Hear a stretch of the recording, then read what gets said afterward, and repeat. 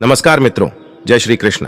राधे राधे। स्वागत है आपका हमारे इस हर इंसान अकेला है 923 यूट्यूब चैनल पर। अच्छे लोगों के साथ हमेशा बुरा क्यों होता है?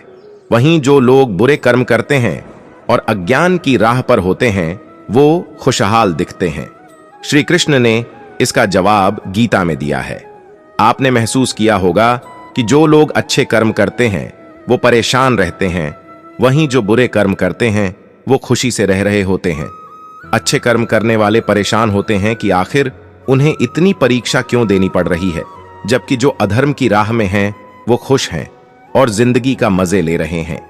अगर आपके मन में भी ये सवाल आया है तो आज हम आपको इसका जवाब देंगे। ये जवाब वो है जो भगवत गीता में लिखा है और भगवान श्री कृष्ण ने अर्जुन को दिया था। भगवत गीता में वर्णित कथा के अनुसार जब भी अर्जुन के मन में कोई दुविधा होती थी तो वो श्री कृष्ण के पास पहुंच जाते थे। एक बार की बात है, अर्जुन भगवान श्री कृष्ण के पास आकर कहा कि वो दुविधा में हैं और इसका जवाब वो भगवान श्री कृष्ण से चाहते हैं। श्री कृष्ण ने पूछा कि क्या सवाल है? अर्जुन ने कहा, मुझे ये जानना है कि अच्छे लोगों के साथ हमेशा बुरा ही क्यों होता है, वहीं बुरे लोग खुशहाल दिखते हैं। अर्जुन के मुंह से ऐसी बातें सुनकर श्री कृष्ण मुस्कुराए और कहा, मनुष्य जैसा सोचता है और महसूस करता है वैसा कुछ नहीं होता है, बल्कि अज्ञानता की वजह से वो सच्चाई नहीं समझ पाता है। अर्जुन उनकी ये बात समझ नहीं पाए। इसके बाद श्री कृष्ण ने क्या कहा वो जानते हैं। श्री कृष्ण ने अर्जुन से कहा, हे अर्जुन, मैं तुम्हें एक कथा सुनाता हूं, उसे सुनकर तुम समझ जाओगे कि हर प्राणी को उसके कर्म के हिसाब से ही फल मिलता है। प्रकृति हर किसी को अपनी राह चुनने का मौका देती है। अब वो मनुष्य की इच्छा पर निर्भर करता है कि उसे धर्म की राह चुननी है या अधर्म की। कथा शुरू करते हुए श्री कृष्ण ने कहा, एक नगर में दो पुरुष रहा करते थे। एक पुरुष व्यापारी था जिसके जीवन में धर्म की बहुत महत्ता थी। वो पूजा पाठ में यकीन रखता था। वो हर रोज मंदिर जाता था और दान धर्म भी करता था और हर रोज भगवान की पूजा करता था। वहीं दूसरा पुरुष बिल्कुल विपरीत था। वो हर रोज मंदिर तो जाता था लेकिन पूजा करने नहीं, बल्कि मंदिर के बाहर से जूते चप्पल चुराने। उसे दान और धर्म से कोई लेना देना नहीं था।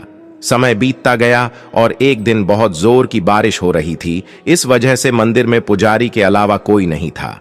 ये बात जब दूसरे पुरुष को पता चली तो उसने कहा कि ये सही मौका है मंदिर का धन चुराने का।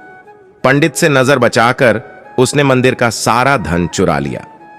उसी समय धर्म कर्म में विश्वास रखने वाला व्यक्ति भी मंदिर पहुंचा।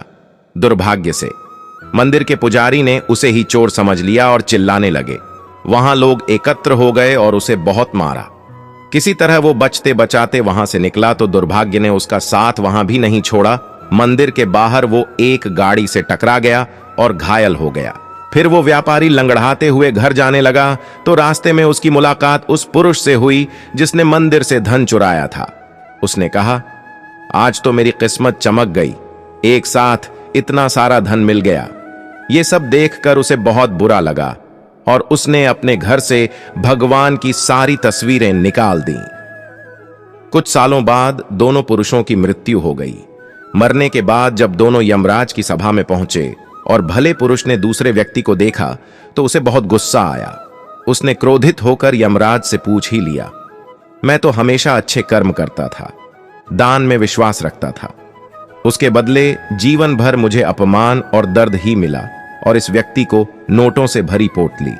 आखिर ऐसा भेदभाव क्यों? इस पर यमराज ने कहा, पुत्र, तुम गलत समझ रहे हो। जिस दिन तुम्हारी गाड़ी से टक्कर हुई थी वो दिन तुम्हारे जीवन का आखिरी दिन था, परंतु तुम्हारे अच्छे कर्मों की वजह से तुम्हारी मौत सिर्फ एक छोटी सी चोट में बदल गई। तुम इस दुष्ट व्यक्ति के बारे में जानना चाहते हो। दरअसल इसके भाग्य में राजयोग था, मगर इसके कुकर्मों और अधर्म की वजह से वो सिर्फ एक छोटी सी धन की पोटली में बदल गया।